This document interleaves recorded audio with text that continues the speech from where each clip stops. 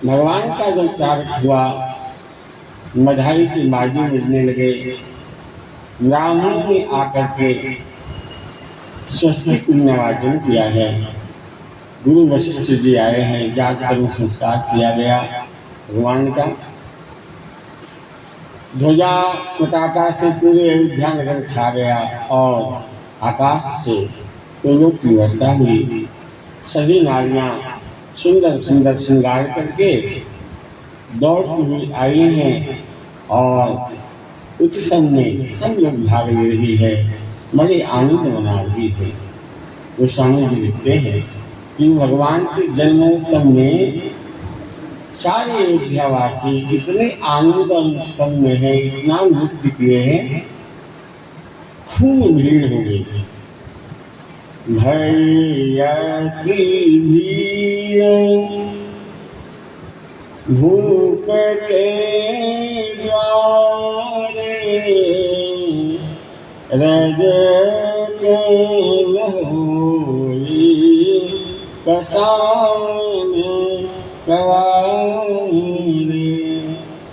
जन समुदाय का इतनी भीड़ कि पत्थर भी पीस कर रजकन बन जाता था, इतनी भीड़ हुई। गृह गृह माज मधाम सुहा, प्रगट भय सुख कंद, हर्ष गंत सब जहाँ तहाँ, नगर नारी नरेंद्र। कैलाश पर्वत पर भगवान शिव माता पार्वती को यह कथा सुना रहे हैं और कहते हैं कि देवी, जब भगवान का अवतार होने पर घर घर में उत्सव हुआ, बाजे बजने लगे और स्त्री पुरुष सब बड़े आनंद मना रहे हैं। इतने में एक और शुभ समाचार हुआ। आनंद उत्सव तो चल ही रहा था, लोग नृत्य कर रहे थे, बधाई गा रहे थे। उसी समय एक शुभ समाचार और आया तो आनंद जो है 4 गुना ज़्यादा बढ़ गया। वह शुभ समाचार क्या है? गोस्वामी जी लिखते हैं कि कै सुता सुमित्रा दो, सुंदर सुत जनम भयो। कैकेयी और सुमित्रा जी दोनों ने सुंदर पुत्रों को जन्म दिया है। कैकेयी जी ने एक पुत्र का जन्म और सुमित्रा जी ने 2 पुत्रों को जन्म दिया है। इससे आनंद 4 गुना ज्यादा बढ़ गया। प्रभु के जन्म उत्सव के समय में अयोध्या में जो अमीर गुलाल की बौछारें हो रही थी, मानो कि दिन भी रात्रि के समान दिखने लगा, इतने अमीर गुलाल हुए हैं। अयोध्या ऐसी शोभा देने लगी मानो इस शोभा को देखने के लिए रात्रि आई है। आगे सूर्य को देख करके सब कुछ आकर के मानो की संध्या का रूप धारण करेगी। कौतुक देखी पतंग भुलाना, एक मास के जात न जाना। आनंद महोत्सव में 1 महीने बीत गए, किसी ने ये नहीं जाना, क्योंकि सूर्य नारायण भगवान के दर्शन करते समय अपने रथ को मानो की अयोध्या के ऊपर खड़े करके यह आनंद महोत्सव का दर्शन कर रहे हैं। अस्ताचल की ओर जाना भूल गए। इसका मतलब यह है कि राम जन्म उत्सव 1 महीना तक लगातार चलता रहा। सब आनंद में झूमते रहे। सुख और शांति का समय कैसे बीत जाता है, मनुष्य को इसका पता नहीं चलता। 1 महीने बीत गए। सब लोग भगवान श्री राम जी के प्रागट्योत्सव की बधाई गा रहे, नृत्य कर रहे। महीना बीत गया और किसी को पता नहीं चला। महाराज दशरथ जी बहुत दान लुटाते हैं, लेकिन खजाना का धन कभी कम नहीं होता। होता यह था कि महाराज दशरथ जी जिसको दान देते थे वह व्यक्ति किसी और को दे देता था और एक दूसरे को दान की सामग्री दे देता था, क्योंकि भगवान श्री राम जी के दर्शन करने के बाद दान की वस्तु कोई स्वीकार नहीं करता था। तो जिस राजकोष से दान की वस्तु निकलती थी वह पुनः वही राजकोष में वापस चली जाती थी। खूब दान लुटाया, परंतु दान का खजाना कम नहीं हुआ। सूर्य नारायण भगवान आनंद उत्सव के दर्शन कर रहे हैं। वो खड़े हैं, अस्ताचल की ओर जाते ही नहीं। तो चंद्रमा को बड़ा दुख हुआ। चंद्रमा ने भगवान से प्रार्थना किया कि भगवान यह दर्शन का लाभ केवल सूर्य को ही देते रहेंगे, हमें भी तो दर्शन के लाभ मिलना चाहिए। और सूर्य अस्ताचल की ओर जाते ही नहीं। भगवान श्री राम ने चंद्रमा से कहा कि चंद्र तुम चिंता न करो, इस बार हम सूर्य वंश में अवतार लिए हैं, सूर्य को लाभ हुआ है। अब हमारा दूसरा जन्म जो होगा वो हम चंद्र वंश में अवतार लेकर के तुम्हें आनंद प्रदान करेंगे। तो ही भगवान श्री राम चंद्रमा को सुख देने के लिए चंद्र वंश में कृष्ण बन करके अवतरित हुए। चंद्रमा ने कहा कि तब तक मैं ऐसे ही निराशा बैठा नहीं। बोले चंद्र तुम्हें निराश होने की जरूरत नहीं है, मेरे नाम में तुम्हारा नाम जुड़ जाएगा, लोग मुझे रामचंद्र कह करके पुकारेंगे। तब चंद्रमा को शांति मिली, सुख मिला। भगवान की गुण गाते हुए प्रभु के जन्म महोत्सव को देखकर देवता मुनि सब बड़े प्रसन्न हैं और दर्शन करके सब लोग अपने अपने घर को चले गए। भगवान शिव माता पार्वती से कह रहे हैं कि देवी और एक कहो निज चोरी सुनु गिरि जायति दृढ़ मति तोरी काव्य भूषुंडी संग हम दो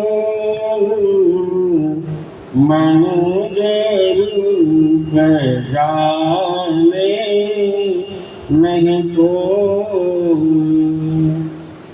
शिव जी कह रहे हैं कि पार्वती तुम तो स्वयं विदुषी हो, अतिशय समझ रखने वाली हो, इसलिए देवी मैं आपको एक चरित्र एक कथा सुनाता हूँ।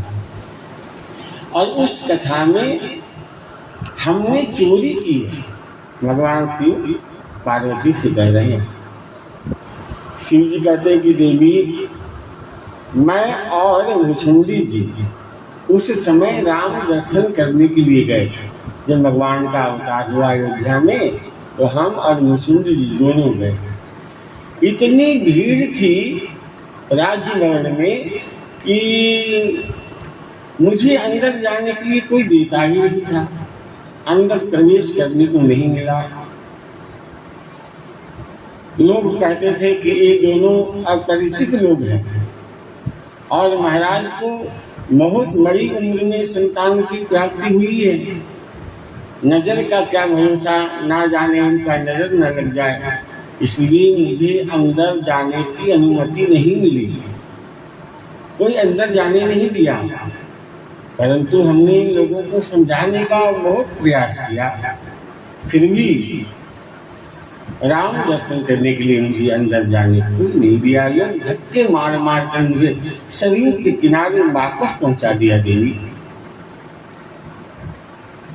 शिव जी कहते हैं कि जब मुझे राम जी का दर्शन नहीं मिला, लोग धक्के दे दिए, सरयू नदी के किनारे पर हम आ गए, हम और मुसुंदर जी। तो हम दोनों ने एक काम किया, ज्योतिष का वेश बनाया। हम गुरु बने और काग मुसुंदी जी हमारे चेला बने।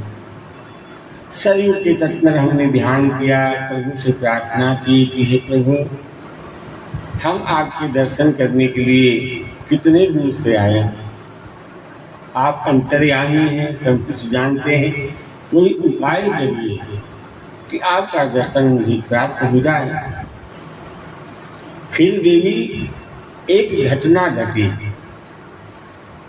हम भगवान से जब प्रार्थना किए ना, तो राज्य दरबार के अंदर भगवान श्री राम जिस कलमे पर पहुड़े थे, उस पर बहुत जोर जोर से रोने लगे। जोर जोर से प्रभु जब रोने लगे,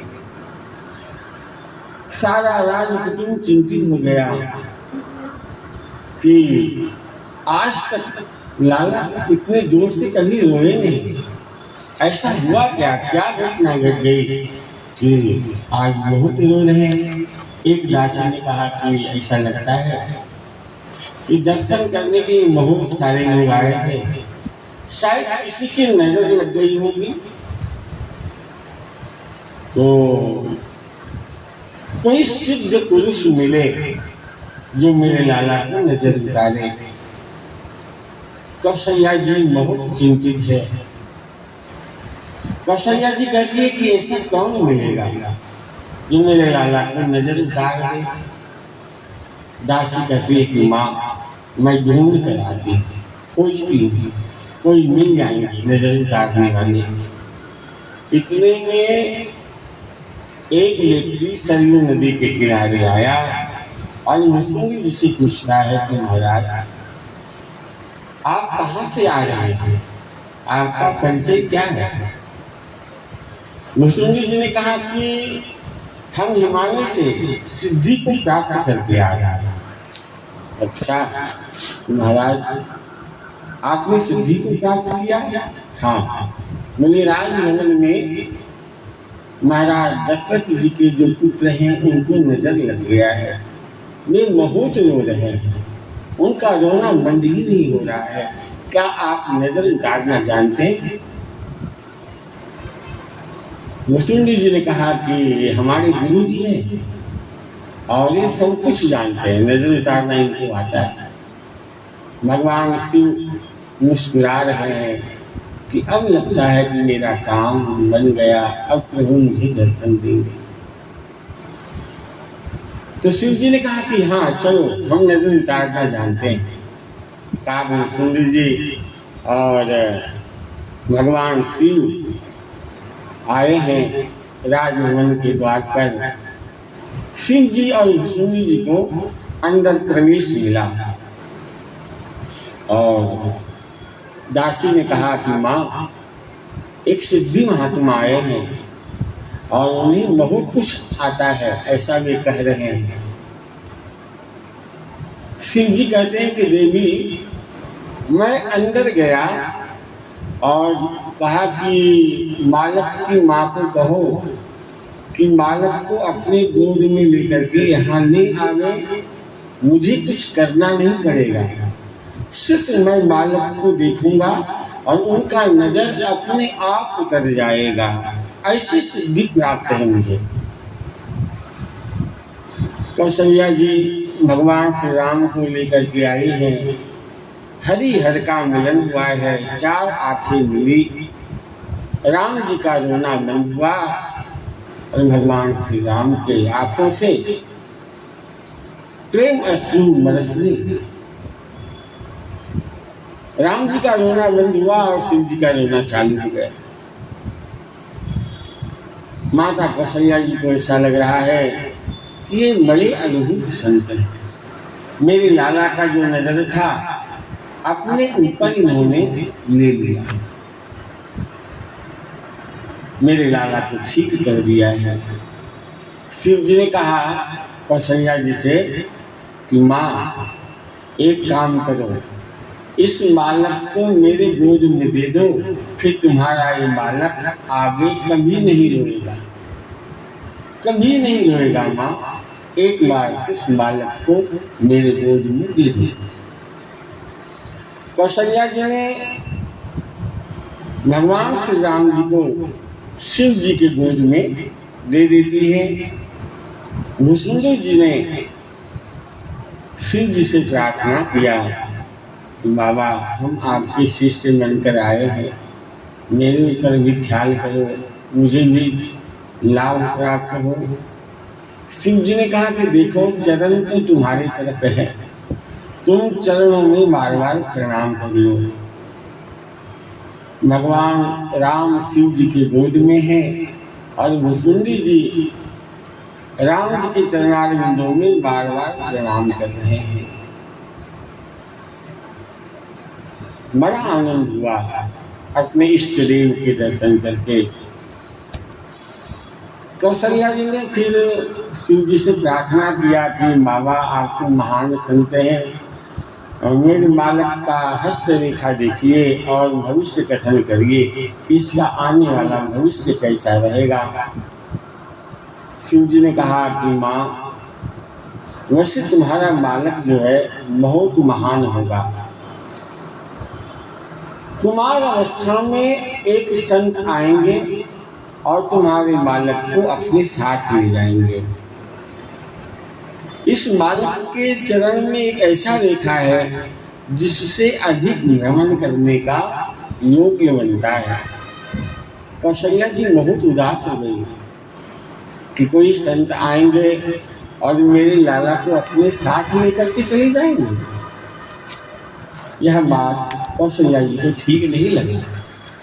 तो शिव जी ने कहा कि माँ चिंता न करो, तो संत आएंगे तुम्हारे लाला को लेकर के जाएंगे और सुंदरी कन्या के साथ विवाह करा करके फिर वापस ले आएंगे।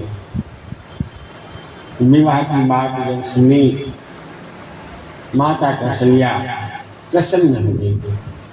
हर माता पिता को अपने पुत्र के विवाह का समाचार बहुत ही सुंदर लगता है।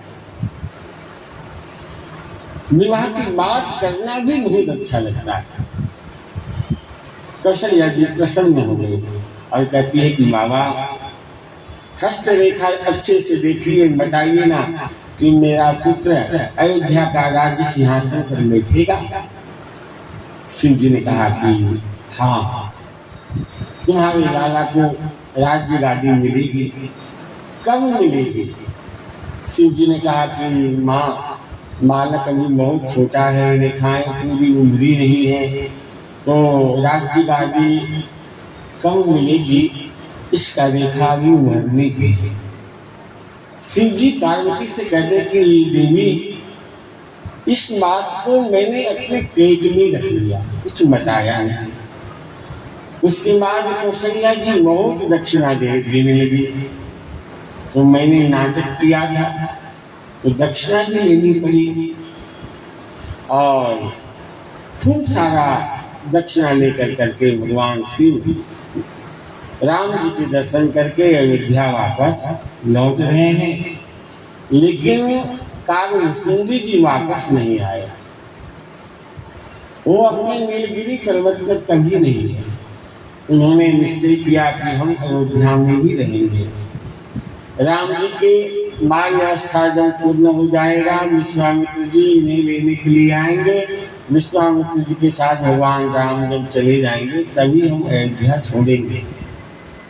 जब तक हम अवध में ही निवास करेंगे।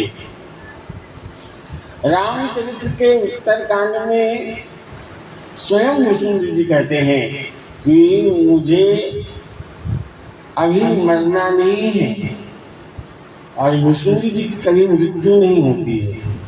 अनेक संतों को, तपस्वी साधक जनों को आज भी भुसुंडी जी का दर्शन होता है। उनकी मृत्यु नहीं हुई है। तो भगवान शिव जी ने अपना अनुभव भवानी को श्रवण कराया है, पार्वती जी को यह कथा श्रवण कराई। उसके बाद भगवान श्री राम जी का नामकरण संस्कार संपन्न होता है। गोस्वामी जी लिखते हैं, कछु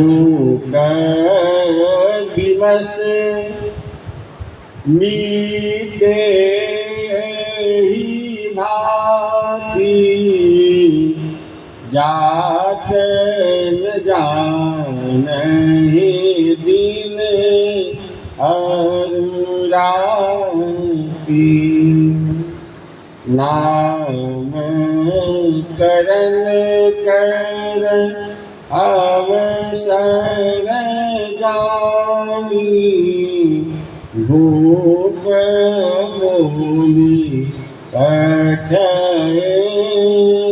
मुनि जानी। आनंद उत्सव में कुछ दिन बीत गए।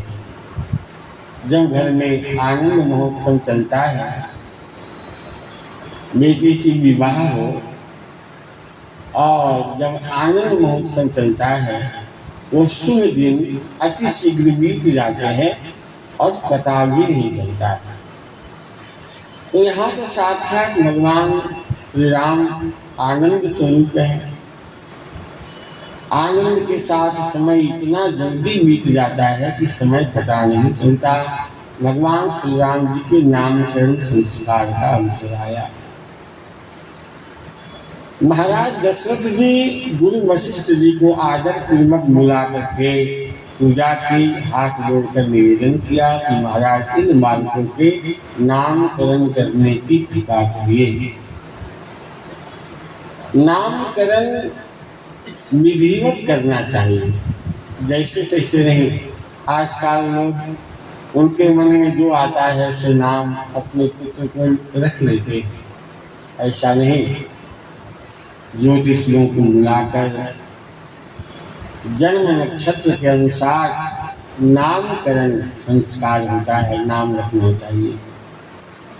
गुरु वशिष्ठ जी भगवान श्री राम जी के नामकरण करने के लिए आए हैं। कौशल्या जी, भगवान कौशल्या जी ने राम जी को अपने गोद में रखा और बालक के नामकरण से विधि प्रारंभ हुई है।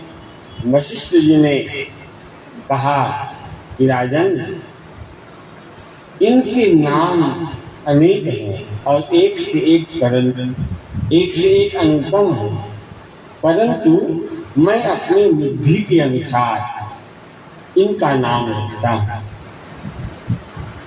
कौशल्या जी के गोद में भगवान श्री राम उनके नामकरण करते हुए वशिष्ठ जी कह रहे हैं, जो आनंद सिंधु सुख राशि,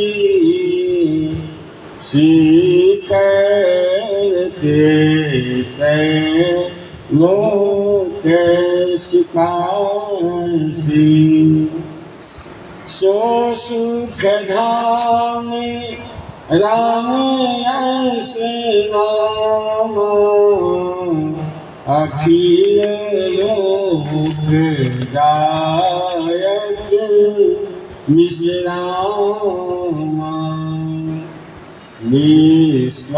विश्वभरण पोषण कर जोई, ताकर नाम भरत अस होई।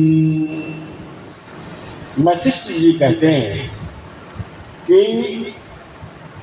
कौशल्या जी के गोद में जो बालक है उनका नामकरण करते हुए कहते हैं कि इनका नाम मैं राम रखता हूँ, और यह राम जगत के मालिक हैं, आनंद के समुद्र हैं, सुख का खजाना है, जिनके स्मरण मात्र से संसार को विश्राम मिलेगा, आनंद की अनुभूति होती है। उनका नाम मैं राम रखता हूँ।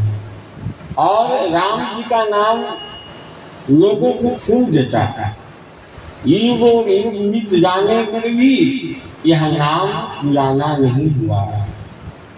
कैकेयी जी के गोद में जो बालक है, इनका नाम वशिष्ठ जी ने भरत रखा और इनके नाम का स्मरण करने मात्र से विश्व का भरण और पोषण होगा, जगत को तृप्ति का अनुभव मिलेगा। क्योंकि भरत जी त्याग की मूर्ति है। जो संसार में जो शांति मिलती है वो त्याग से ही शांति मिलती है। बिना त्याग के तृप्ति का अनुभव मनुष्य को नहीं हो सकता। त्याग की मूर्ति है भरत जी। चौथे नंबर के जो पुत्र हैं सुमित्रा जी की गोद में है, इनका नाम शत्रुघ्न रखते हैं और कहते हैं कि शत्रुघ्न जी का नाम स्मरण करने मात्र से सारे जगत का आधार और सदैव भरत का अनुगामी करने वाले शत्रुघ्न जी होंगे। जो उनके नाम का स्मरण करेंगे उनकी शत्रु का विनाश होगा। तुलसीदास जी लक्ष्मण जी को उदार कहा। लक्ष्मण जी खूब दान किया, वो ऐसा नहीं है। दान करने वाले लोग उदार तो होते हैं। उदारता की यहाँ अद्भुत व्याख्या है। जो सबसे अधिक उदार होते हैं वो बदनामी अपने ऊपर लेते हैं और यश जो है दूसरों को दिलाते हैं। तो सारे जीवन में राम जी को यश दिलाने वाले कौन है? लक्ष्मण जी। और बदनाम स्वयं लक्ष्मण जी हुए हैं और कीर्ति प्रदान भगवान राम जी को करवाया है।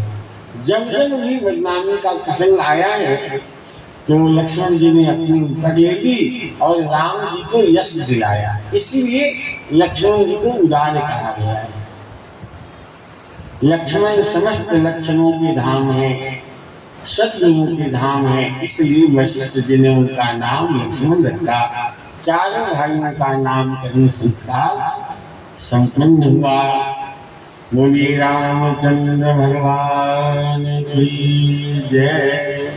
गोस्वामी जी लिखते हैं, धरे नाम गुरु हृदय विचारी, वेद तत्व कतव सुत चारी। नामकरण हुआ है और फिर सभी अयोध्यावासी आए, आनंद उत्सव मना रहे हैं। अब भगवान की लीला प्रारंभ होती है। भगवान ने एक लीला की है, उसे भगवान श्री कृष्ण लीला पुरुषोत्तम है और श्री राम कुष्ठी पुरुषोत्तम है। राम जी ने क्या लीला करी? कृष्ण लीला की कथा तो सबको पता है, लेकिन राम जी ने जो लीला करी है गोस्वामी तुलसीदास जी लिख रहे हैं। एक बार जननी आने करी सिंगार, पहले ना कहुरा निज कुल इष्ट देव भगवान, पूजा हेतु किन्ह भगवाना। एक बार माता कौशल्या जी ने भगवान श्री राम जी को नहला धुला करके सुंदर सुंदर श्रृंगार करके पलने में पहुंचा दी कौशल्या जी ने। उसके बाद अपने इष्ट देव भगवान रंगनाथ की पूजा करी और भोग लगाने के लिए बड़ा सुंदर पकवान व्यंजन बनाई है। भगवान इष्ट देव को नैवेद्य चढ़ाना है। राम पलने में पौड़े हैं और सुंदर सुंदर व्यंजन बना करके कौशल्या माता अपने इष्ट देव रंगनाथ भगवान को भोग लगाने के लिए गई है। पूजा किया, भगवान की श्रृंगार की भोग लगाया। उसके बाद कौशल्या जी को ऐसा लगा कि हमने जो वस्तु बनाई है भोग के लिए कहीं कुछ छूट तो नहीं गया। ऐसा देखने के लिए पुनः किचन में आती है जहाँ भगवान का भोग प्रसादी बना था, और वहाँ से फिर जब रंगनाथ के मंदिर में आती है कौशल्या जी, तो उन्होंने एक आश्चर्य देखा। क्या? राम जी को भोजन करते हुए कौशल्या जी ने देखा। बड़ा आश्चर्य हुआ।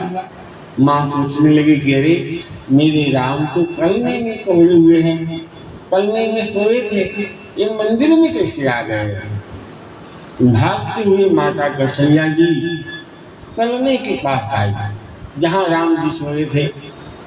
तो वहाँ आकर के जब कौशल्या जी ने देखा तो राम बड़े आनंद से सो रहे हैं। राम पलने में पहुँचे हैं। राम जी को सोए हुए देखा। कौशल्या जी को बड़ा आश्चर्य हुआ। गोस्वामी जी लिखते हैं, यहाँ उहाँ दुई बालक देखा, मति भ्रम मोर की आन विशेषा। देखी राम जननी अकुलानी, प्रभु है सदिन मधुर मुस्कानी। कलमे में और पूजा घर में दोनों जगह कौशल्या जी ने भगवान राम को देखा।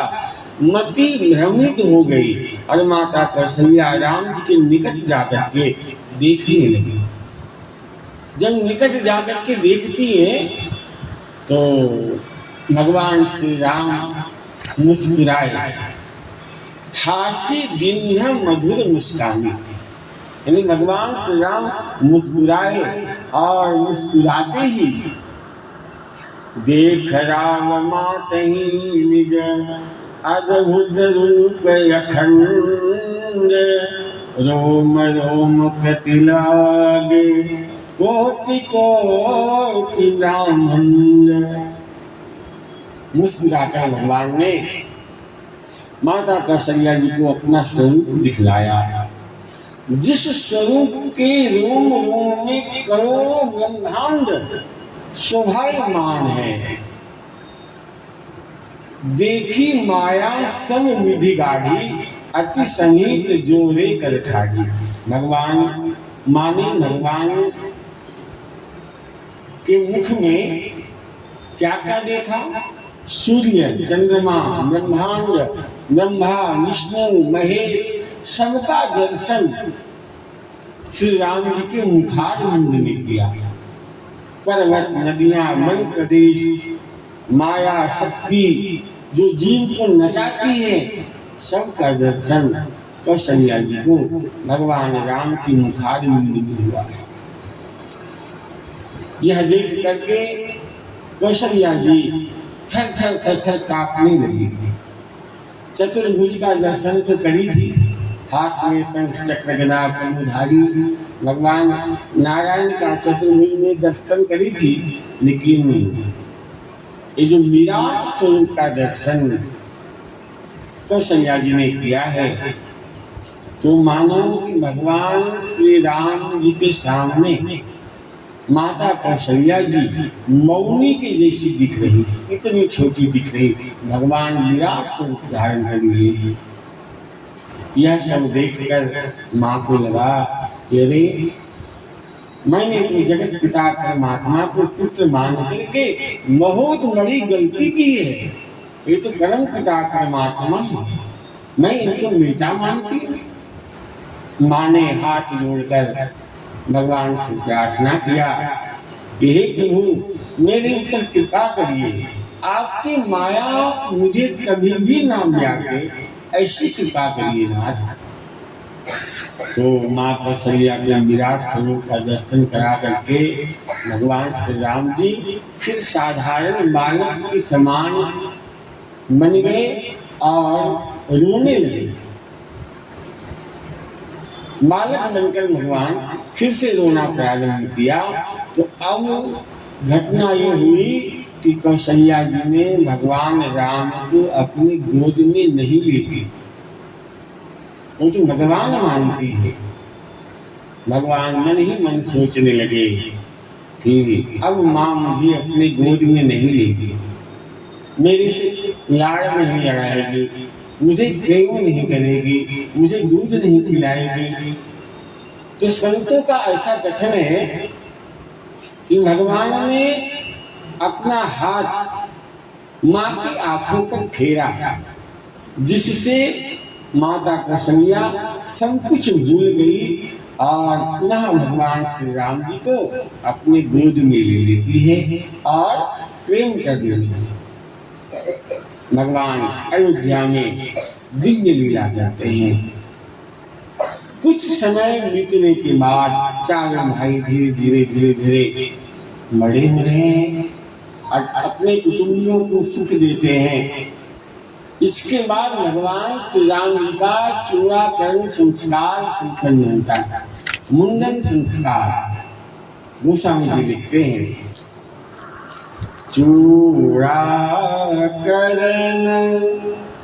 किन्ह गुरु आई, मीटन मुनि दक्षिणा बहु पाई, करम मनोहर चरित पारा, करत कीरत चारो सुकुमारा।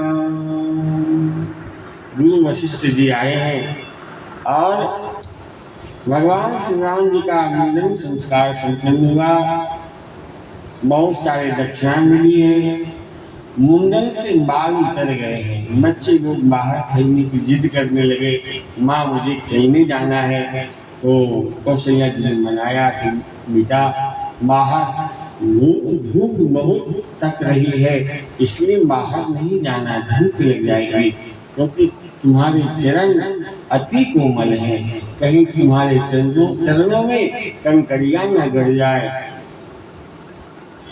भगवान ने अनेक बार चरित ये है, जो प्रभु मन कर्म और वचन से अगोचर हैं, वे परमात्मा दशरथ जी के आंगन में घूम रहे हैं। परम पिता परमात्मा जगत नियंता जगदाधार महाराज दशरथ जी के यहाँ पुत्र बन के उनके आंगन में घूमते हैं। गोस्वामी जी कहते हैं, भोजन करत मोरी राजा, नहीं आवत तजी बाल समाजा, कौशल्या जब बोलन जाई, ठुमकी ठुमकी प्रभु चरई कराई। भोजन करत बुलावत राजा, नहीं आवत तजी बाल समाजा। जब महाराज दशरथ जी भोजन करने के लिए बैठे हैं और राम जी को अपने पास बुलाते हैं, तो बच्चे के समाज को छोड़कर भगवान राम नहीं आते दशरथ जी के पास। और जब कौशल्या जी बुलाने के लिए गई है तो ठुमक ठुमक प्रभु चले गए। मुक्त मुक्त भगवान श्री राम कौशल्या जी की गोद में आ जाते हैं, जिसे मेघ नेति नेति कह करके पुकारते हैं। शिव जी भी जिसका कार नहीं पाते, उस परब्रह्म परमात्मा को दौड़ कर माता कौशल्या जी पकड़ लेती है और राम जी को, राघव को उठा करके महाराज दशरथ जी के गोद में दे देती। दशरथ जी के गोद में भगवान राम है। राम जी का चित्त बड़ा चंचल है। चंचल प्रभु भोजन तो करते हैं, लेकिन उनका नेत्र इधर उधर देख रहा है और मौका पाते ही दशरथ जी के गोद से नीचे उतर करके राम भागने लगे, भाग जाते हैं। प्रभु की बाल चरित्र बहुत सरल है। बाल चरित अति सरल सुहाए, शारद शेष शंभु अति गाए। अब राम जी धीरे धीरे धीरे धीरे थोड़े बड़े हुए, कुमार अवस्था आई है, तो चारों भाइयों का यज्ञोपवीत संस्कार संपन्न हुआ है। संस्कार 16 होते हैं। गर्भधारण संस्कार, पुंसवर्ण संस्कार, सीमंतन संस्कार, जात कर्म, नाम कर्म, निष्कर्म, ऐसे 16 संस्कार होते हैं। जब कुमार अवस्था आई है, तब राम जी का यज्ञोपवीत संस्कार संपन्न हो रहा है। गोस्वामी जी लिखते हैं, भय कुमार जमहि सब भ्राता, किन्ह जनेऊ गुरु पितु माता। गुरु देह गए पढ़न रघुराई, अलक काल विद्या सगयाई। भगवान राम जी के साथ चारों भाइयों का जनेऊ संस्कार हुआ। फिर भगवान श्री राम गुरुकुल में पढ़ने के लिए गए हैं। फिर अल्प काल में, थोड़े से ही समय में पूरी विद्या भगवान राम के पास आ गई। संत कहते हैं कि यदि संस्कार श्रेष्ठ होगा तो विद्या अपने आप चली आती है। इसलिए बच्चों को सुंदर संस्कार देना चाहिए। जब सुंदर संस्कार बच्चे में होंगे तो विद्या अपने आप बच्चों के पास आ जाएगी। प्रातः काल उठ करके अपने से बड़ों को प्रणाम करना चाहिए, धरती माता को प्रणाम करना चाहिए। कराग्रे वसते लक्ष्मी, कर मध्य सरस्वती, कर मूले गोविंदा, प्रभाते कर दर्शनम।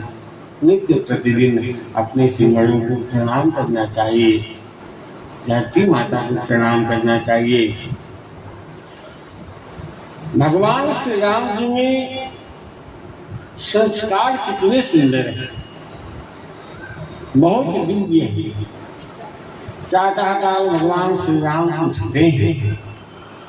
प्रातः काल उठ के रघुनाथ,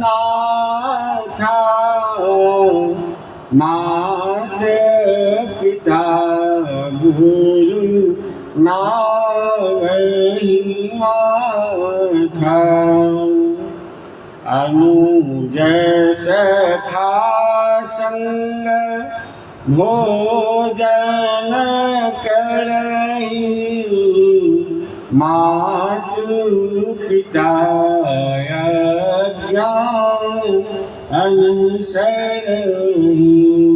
राम जी प्रातः काल उठते हैं और अपने से बड़ों को प्रणाम करते हैं। भाइयों के साथ बैठकर भोजन करते हैं। मित्रों के साथ भगवान राम प्रेम करते हैं। माता पिता और गुरु से आज्ञा मांग कर काम करते हैं। मन लगाकर वेद पुराण की कथा भी सुनते हैं और कथा सुनने के बाद अपने भाइयों को सुनाते भी हैं। कथा सुनकर अपने अनुज भाइयों को समझाकर कथा सुनाते हैं। कथा सुनना तभी सफल होता है कि हम जो कथा यहाँ सुने हैं वह कथा घर जाकर हम अपने बच्चों को सुनाएं, हम अपने पति को सुनाएं। क्योंकि पत्नी धर्म पत्नी होती है। पति को तो कथा सुनने का अवसर मिलता नहीं है, छुट्टी नहीं मिलती है। पति यदि कथा सुनेंगे तो धन कम कमाएगा, तो धर्म पत्नी की जिम्मेदारी होती है। यहाँ कथा सुने हैं तो घर जाकर अपने पति को यह कथा सुनाइए। लेकिन कथा क्या सुनाएंगे? हम तो यहाँ सुनते हैं और जाते समय सारी कथा यही छोड़ देते हैं, घर जाकर सब भूल जाते हैं।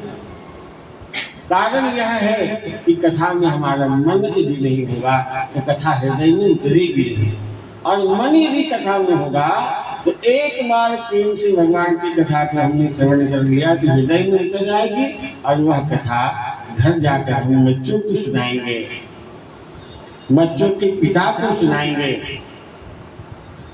तो कथा आनंद की अनुभूति प्रदान करेगी और अपने चित्त में रहेगी, हृदय में रहेगी। भगवान राम सब कुछ जानते हैं, सब कुछ जानने के बाद भी कथा सुनते हैं और अपने भाइयों को श्रवण कराते हैं।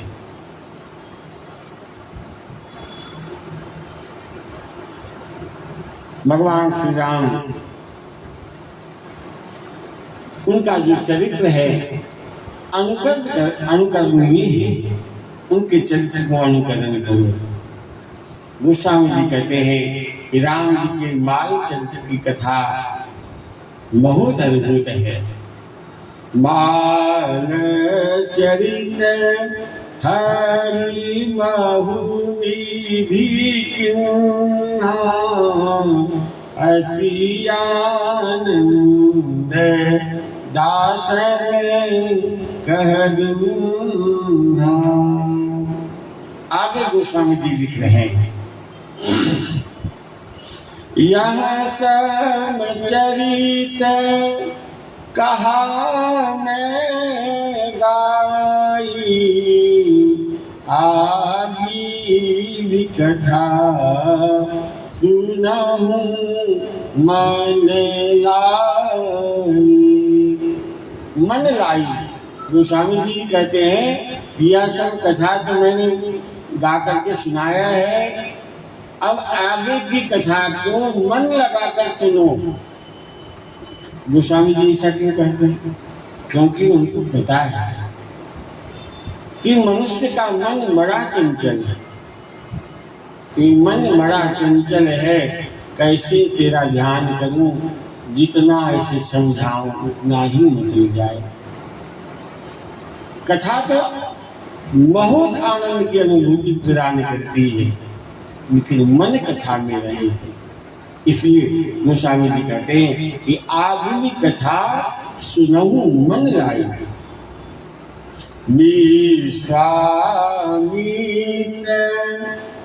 महामुनि ज्ञानी, बसहि विपिन शुभ आश्रम जानी। तहाँ जग योग्य यज्ञ मुनि करहि, अति मारीच सुबाहु डरहि।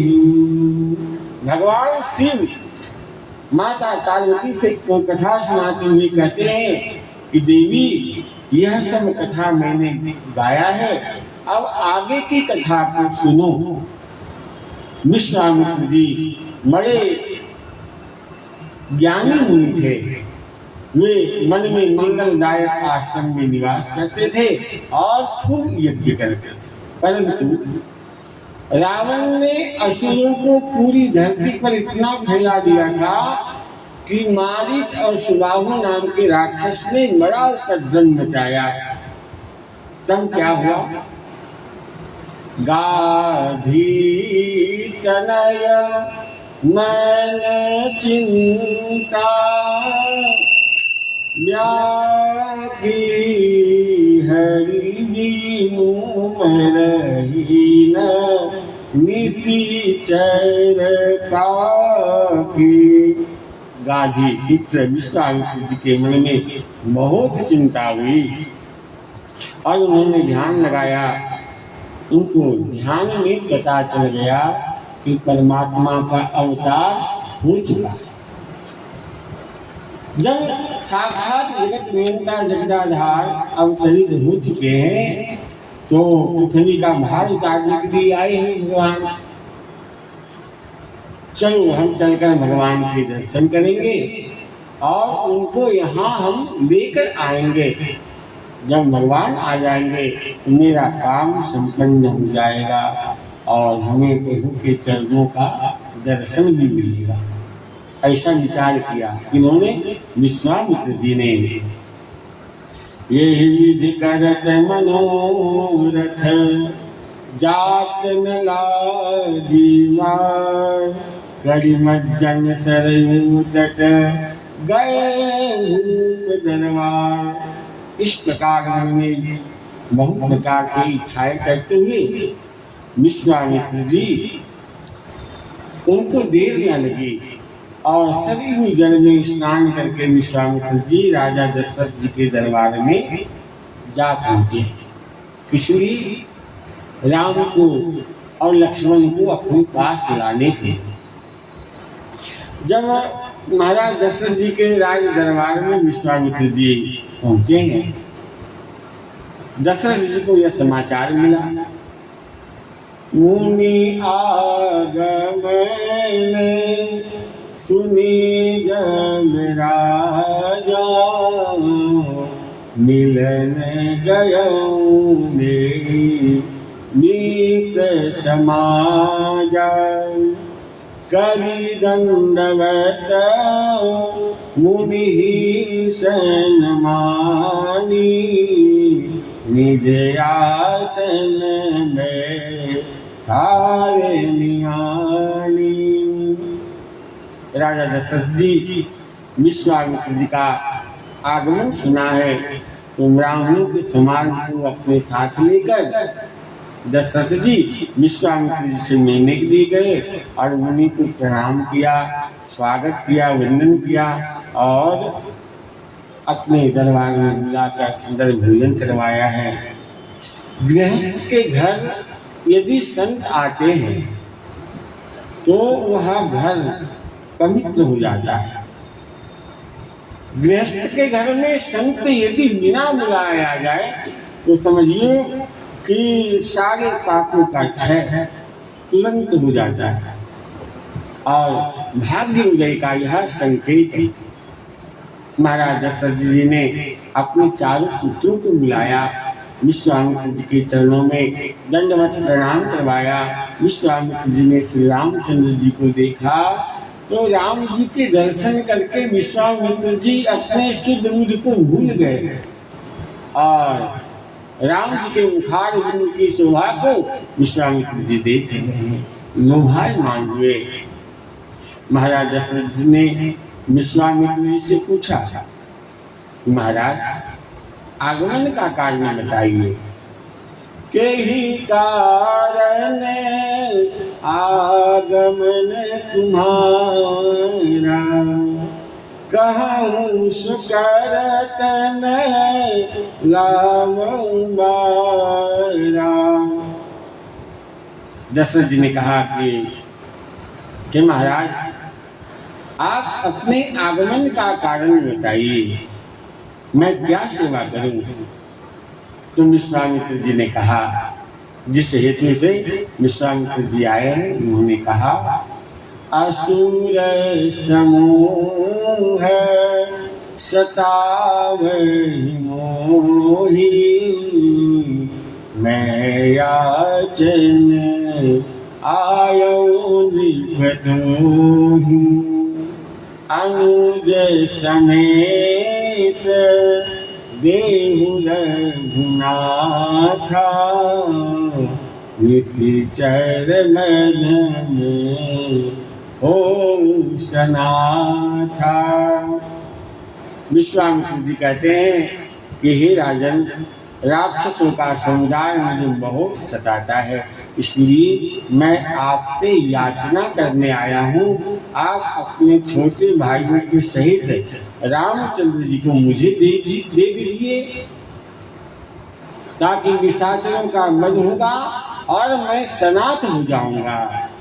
हे राजन, देहु भूप मन हर्षित, तजहु मोह अज्ञान। हे राजन, मोह और अज्ञान को छोड़कर आप प्रसन्नचित्त होकर के हमें सौंप दीजिए राम और लक्ष्मण को। तो इससे होगा क्या, धर्म की रक्षा होगी और आपको भी बड़ा यश मिलेगा। राम और लक्ष्मण को मुझे सौंप दीजिए। जब इतना सुना महाराज दशरथ जी ने, तो यह सुन करके दशरथ जी का दिल कांपने लगा। राम को लेने आए हैं, लक्ष्मण को लेने आए हैं। कांपते हुए दिल से महाराज दशरथ जी ने कहा विश्वामित्र जी से कि हे नाथ, चौथे पहले पायऊ सूत्रचारी, विक्रम जन नहीं कहऊ विचारी। मांगहु भूमि धेनु धन कोसा, सर्वस देऊ आज यरोसा। देह प्राण ते प्रियक चुनाही, सो मुनि देऊ निमिष्ट एक माही। दशरथ जी कहते हैं कि महाराज चौथे कल में मृद अवस्था में मुझे 4 पुत्र मिले हैं। उसके बाद आपने विचार करके नहीं मांगा। आप पृथ्वी मांग लेते, गौ मांगते, धन मांगते, खजाना मांगो, मैं सब कुछ दे सकता हूँ, सर्वस्व दे सकता हूँ, और प्राण से प्रिय और कुछ नहीं होता है महाराज। मैं उसे भी क्षण मात्र में दे दूँ, प्राण भी दे सकता हूँ, लेकिन राम देते नहीं मन गुसाई। मैं सब कुछ दे सकता हूँ, लेकिन राम को नहीं दे सकता। राघव को मैं न दूंगा, मेरे नाथ मरते मरते, मरते दम तक मैं राघव को नहीं दे सकता। मना कर दिया महाराज दशरथ जी ने। प्राण दे दूंगा, गौ धन सब कुछ मांग लो, लेकिन राम को देते नहीं बनता। विश्वामित्र जी वशिष्ठ जी की ओर देखते हैं कि क्यों, अभी तो सब कुछ देने की बात कर रहे थे। विश्वामित्र जी ने वशिष्ठ जी को इशारा किया और वशिष्ठ जी ने महाराज दशरथ जी को समझाया कि देखो, जिस यज्ञ की कृपा से तुम्हें एक नहीं 4 संतानें हुई। महाराज जी दशरथ जी को 4 पुत्र कैसे हुए हैं? यज्ञ करने से हुए हैं। श्रृंगी ऋषि वशिष्ठ बुलावा, पुत्र का यज्ञ करावा। तो जिस यज्ञ ने तुम्हें 4 पुत्र दिए हैं, उस यज्ञ की रक्षा करने के लिए तुम अपने पुत्र को नहीं दे सकते? समझाया वशिष्ठ जी ने महाराज दशरथ जी को। तब वशिष्ठ बहुविधि समझावा, संदेह नाथ कह पावा। अति आदर दो तनय बुलाए, हृदय लाय बहु भांति सिखाए। वशिष्ठ जी ने बहुत समझाया। महाराज दशरथ जी का जो संदेह था वो नष्ट हुआ और राम लक्ष्मण को अपने पास बुलाते हैं, उनको अपने हृदय से लगा लेते हैं और कहा बेटा, ये मुनि जी तुम्हारे पिता हैं, इनकी सेवा करना, जो कहे उनकी आज्ञा का पालन करना बेटा। राजा दशरथ जी ने दोनों पुत्रों को विश्वामित्र जी को सौंप दिया। भगवान श्री राम अपने माता पिता के महल में जाकर के पहुँचे हैं, उनको प्रणाम किया और विश्वामित्र जी के साथ राम और लक्ष्मण दोनों चल पड़े। श्याम गौर सुंदर दो भाई, विश्वामित्र महानिधि पाई। श्याम और गौर वर्ण के दोनों भाइयों को पाकर विश्वामित्र जी सोचने लगे कि जो ब्राह्मणों के देवता हैं, ये भगवान आज मेरे लिए अपने माता पिता को छोड़कर हमारे साथ चल दिए हैं। विश्वामित्र जी को भी बड़ा आनंद हुआ। मत्स्य आया है काटक मन, और उस मन में ताड़का राक्षसी रहती थी, सो दिखाई पड़ी। विश्वामित्र जी ने रामचंद्र जी को दिखलाया, ये राघव यह देखो, यह राक्षसी आ रही है। और ताड़का राक्षसी बहुत दूर कर करके वहाँ आई है। विश्वामित्र जी ने कहा कि यही राक्षसी ऋषि मुनियों को खा जाती है इस जंगल में। यह सुनकर के ताड़का और क्रोधित हुई और टूट पड़ी भगवान राम जी के ऊपर। तब भगवान श्री राम जी ने क्या किया? एक हिमान प्राण हरनिन्हा, दीन जानी तेहि निज कर दीन्हा। एक बाण में भगवान श्री राम जी ने ताड़का का प्राण हरण किया और उसे दीन जानकर प्रभु ने उसे अपना लोक दे दिया। अब विश्वामित्र जी प्रभु राम को अपने स्वामी को पहचान गए। तब ऋषि निजे नाथ जी चिन्हा, विद्या निधि कर विद्या दीन्हा। विश्वामित्र जी ने रघुनाथ जी को वह विद्या प्रदान किया जिससे भूख प्यास सब नष्ट हो गए और शरीर में जो तेज है, जो प्रकाश है, वो बढ़ता ही रहता है। विश्वामित्र जी ने समस्त आयुध भगवान श्री राम जी को समर्पित किए हैं और उन्हें अपने आश्रम में ले आए हैं। कंद मूल फल इत्यादि भगवान को अर्पित किया है। सारे महात्माओं ने भगवान श्री राम जी का दर्शन किए। विश्वामित्र जी राम की दीक्षा गुरु है और वशिष्ठ जी भगवान श्री राम की शिक्षा गुरु हैं और अगस्त ऋषि आध्यात्म गुरु हैं। तो अब भगवान श्री राम विश्वामित्र जी के यहाँ आए हैं। अब विश्वामित्र जी की यज्ञ की रक्षा करेंगे। तो इस प्रसंग को हम कल के सत्र में श्रवण करेंगे। आइए राम नाम संकीर्तन, पुरुषोत्तम महात्मा की कथा फिर आरती। श्री सच्चिदानंद भगवान की जय। सीताराम सीताराम सीताराम जय सीताराम सीताराम सीताराम सीताराम सीताराम जय सीताराम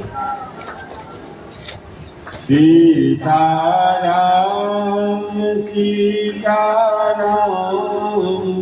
सीताराम जय सीताराम सीताराम सीताराम सीताराम जय सीताराम सीताराम सीताराम जय सीताराम सीताराम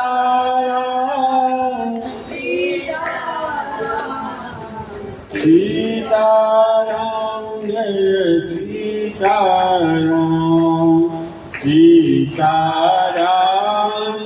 सीताराम सीताराम जय सीताराम। बोलिए श्री रामचंद्र भगवान की जय।